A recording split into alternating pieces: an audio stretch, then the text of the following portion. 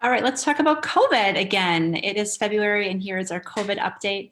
I want to just start this off by saying that we are needing to remember that we're in winter, and it is the season of illnesses and colds and things like that. So we've seen an increase at school of students just generally not feeling well. So runny noses, coughs, sore throats, things like that are presenting themselves. So the question is always like, is it COVID or not?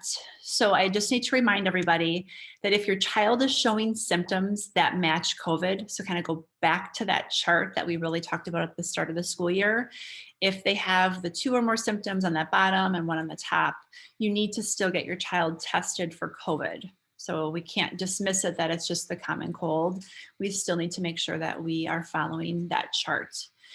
It also pertains to someone in your household. So if you're not feeling well and your symptoms match those symptoms on that COVID tracker, that COVID checker, excuse me, you still need to then go get tested, and your children need to stay home from school, because if you're positive, they are then a close contact and we don't want them to be at school.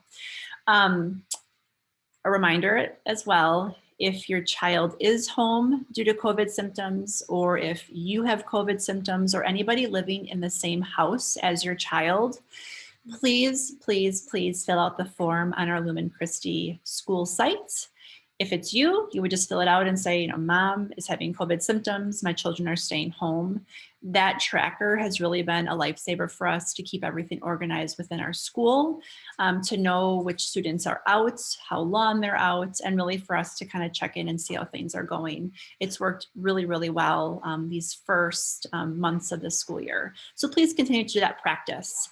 I do want to share with you a resource that some people know about, other people don't.